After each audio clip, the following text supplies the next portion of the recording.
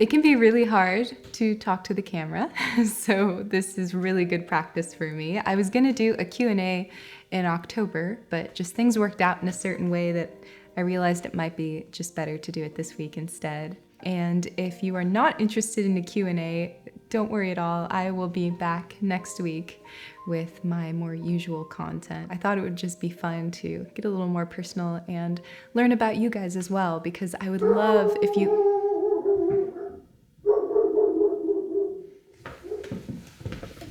There was a paraglider in the air and my dog saw him in the sky and just freaked out. He's still freaking out. Some people wondered how you pronounce my name. One thing that I do to explain how to pronounce it is that it rhymes with hola in Spanish, like hello in Spanish.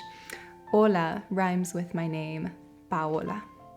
So you kind of break it up. You go Paola, Paola. The other common question was my birthday, and I was born December 5th.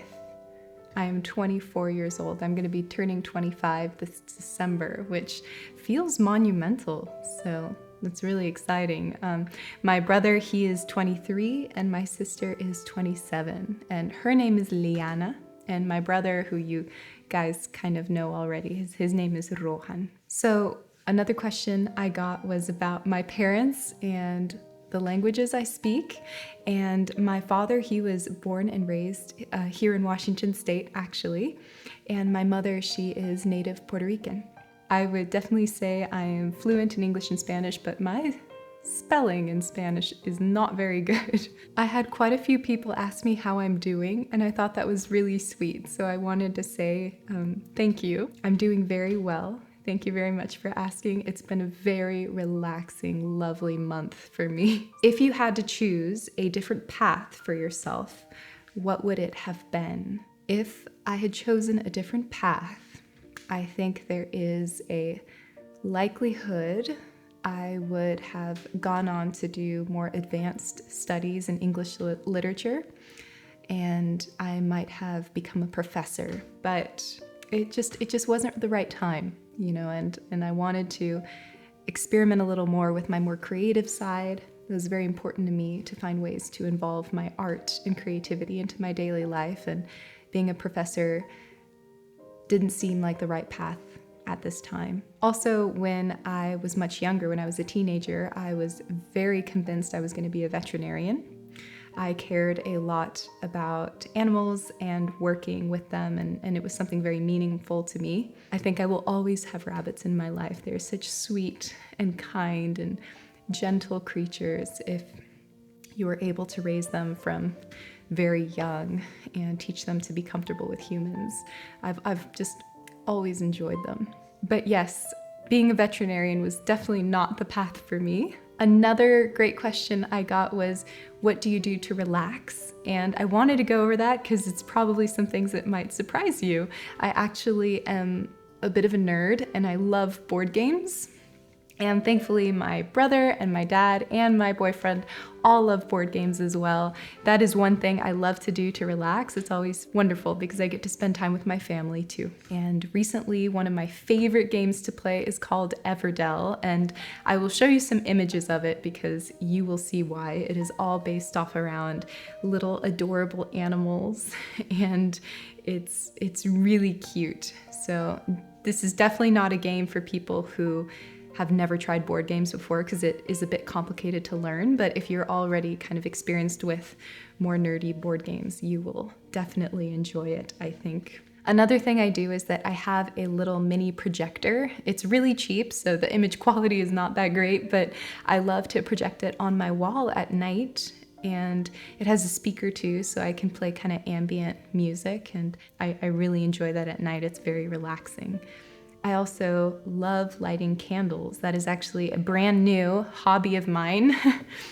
So I have recently amassed a little bit of a candle collection and I really love them. And there's an adorable fantasy-inspired candle business I love that I shout out on Instagram a lot because how much I love it. And I will leave the link to them down below too if you're interested in some fun little more nerdy candles as well. So I also love to go to fantasy fairs and Renaissance festivals. I've not been able to go to that many this year because none of them have been happening, but there is one happening soon that is outdoors where you can still kind of keep social distancing. And so I think that's really great, So I hope to go to that one, and I will definitely share that one with you. So those are some ways that I like to relax. There's many more, but kind of those are the main ones. Candles, board games, fantasy fairs, projectors, it's all sounding more and more nerdy as I think about it. But yeah, obviously reading too. I love reading and listening to audiobooks.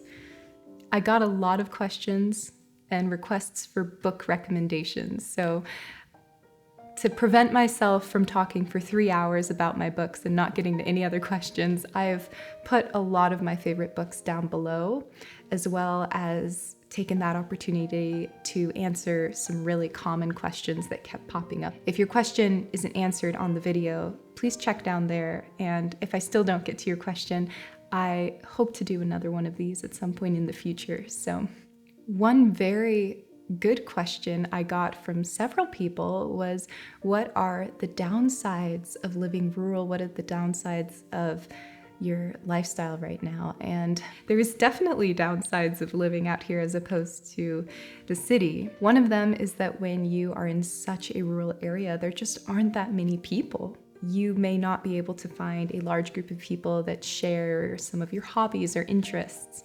And so that is definitely something that you need to keep in mind before moving very rural.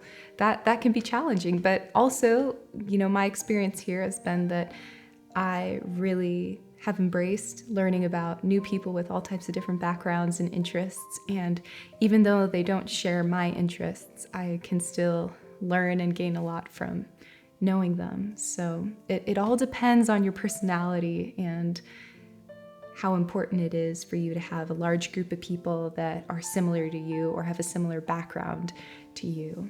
Another downside for me personally is kind of a very silly one, and that is internet connection. It's not always easy to find a really good internet connection. It would be really nice to have Wi-Fi in this house just because it would make working a little bit easier. I wouldn't have to move somewhere else in order to use my computer and all that. It's something silly. I don't need it. So I make it work. I think living rurally sometimes forces you to face a lot of small inconveniences. You are forced to separate what you need with what you want, and seeing what you want as convenience things that aren't always necessary to live happily, so it's been really good. It's for me, but it completely depends on who you are and what type of job you have. Some people are completely prevented from living more rurally because they need to rely on a very stable internet connection. So it completely depends. I got one really cute question that I just had to answer really quick, and it was, what is your favorite flower? And that changes every single day because I love all flowers and I'm obsessed with them. And sometimes I put way too many flowers in my house and it just pretty much smells like pollen. So yeah, I love flowers, but I would say currently my favorites are flax flowers. Another question I got was, what made you move to your cottage from the city? And I think the answer to that is really boring. I needed a job. So again, like I mentioned before, I worked in customer service and I lived in a university town that really only offered more minimum wage customer service positions. And it was really hard to find a job that helped me move forward a little bit and put some savings in the bank and be able to really plan for the future. So I applied to be a school teacher over here, and I was able to get that position, and it gave me the perfect amount of stability while I worked on my art business and got that going, and now I've been able to do that full time. That is a dream come true. So I'm so thankful to all of you who've shown your support, to be able to have my business allow me to be creative, but also have something that is completely my own, and to be able to create art and even these videos. And all that has just been so meaningful, and it's just transformed my life in many ways. So I'm very thankful for that. So I'm really thankful for that. Okay. Another question I loved was, what is the most exciting thing about the countryside for you? And I love that because, again, wherever you live, there are positives and negatives, and for me, the positives are being able to hike and walk anywhere. And I just love that. It is just so much fun to take my dog and let him, really experience the world so freely, and being able to bring my camera and share those places is so exciting because I feel like I can support this valley and support this area in one of the most meaningful ways for me, which is to be able to bring awareness to natural areas and consequently help preserve them and plant trees and, inspire people to get involved. That's definitely been a driving force in everything I do in regards to this channel. Another fun question was about safety. A lot of people were interested in what it's like to live so near wildlife. And I always find this question very interesting because I personally have never experienced a lot of anxiety about wildlife, but I have come to realize that a lot of people do. These animals, especially predators, they want to be left alone. I'm not fearful of them, but of course that is never a reason to just throw caution to the wind. You want to go on your hikes with your bear spray and, whatever you need to go with to feel safe, but it doesn't feel dangerous to me. Another question I had was about being alone and being lonely in the middle of nowhere, and that's also one I wanted to address because I have very active relationships with my family. I have my boyfriend in my life. I have a lot of people in my life, but I care a lot about not forcing people to be on camera if it makes them uncomfortable. Even though I have neighbors and I have a lot of people in my life, they're not seen on camera very much. I hope that explains things a little bit. One of the very first questions I got after I asked it on Instagram was if I get angry and if I lose my temper. And I laughed at that one because it was really funny. I've actually had a bit of a journey in regards to that. I am not someone who loses their temper very often, and I don't think I feel very intense anger very often. And I don't think that is always necessarily a good thing because for some personalities, it can be really hard to be assertive and sometimes be louder and to be very clear with how you feel and what you want and what is frustrating you. While that doesn't mean losing your temper and being disrespectful to other people or, there's nothing wrong with getting upset sometimes and being very clear with how you feel. In fact, it can be very liberating to be honest with people when you really need to. While losing your temper may not always be the best thing, I don't think suppressing how you feel and not being assertive with when you need to is a good thing either. For me, I've actually gone on a bit of a journey of trying to be more clear with what I want and more clear with what is frustrating me and what I need. Another common question I get is, where is your clothing from? And there is a reason that I have never answered this question, and that is because I have a lot of family members and extended family that gift me clothing, and I have a lot of clothing that I get from thrift stores, which is one of my favorite places to find clothes. I don't share the brands because I don't want to encourage people to just go buy brand new clothing from these brands.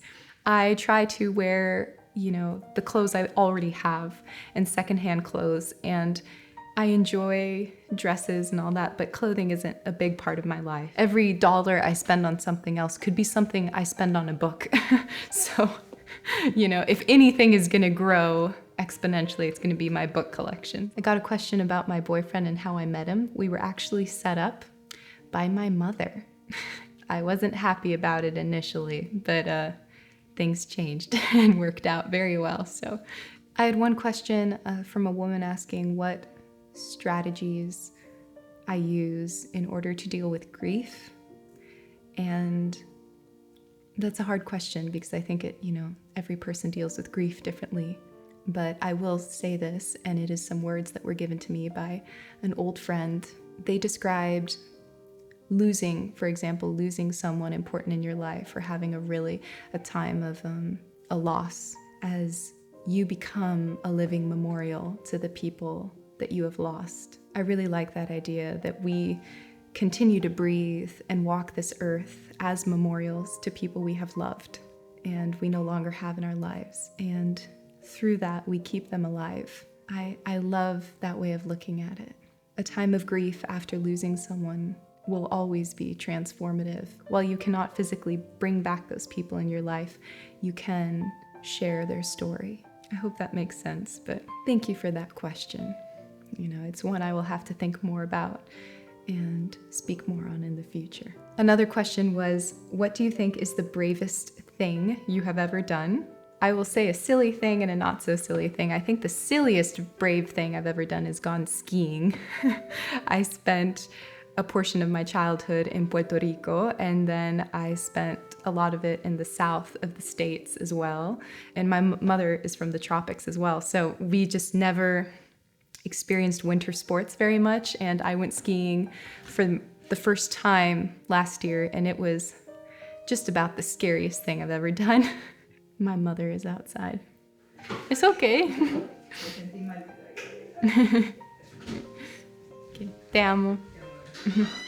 Another thing that I would consider brave is something I do try to do often, and is to be open to yourself and really seeing your actions and your feelings and everything in a very honest light, and authentically asking yourself if you are wrong. I encourage myself to look at things from different perspectives and understand people.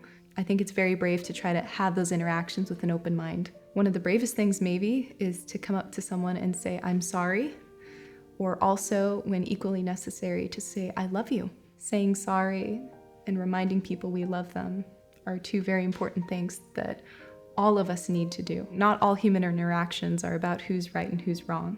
Sometimes it's just about love.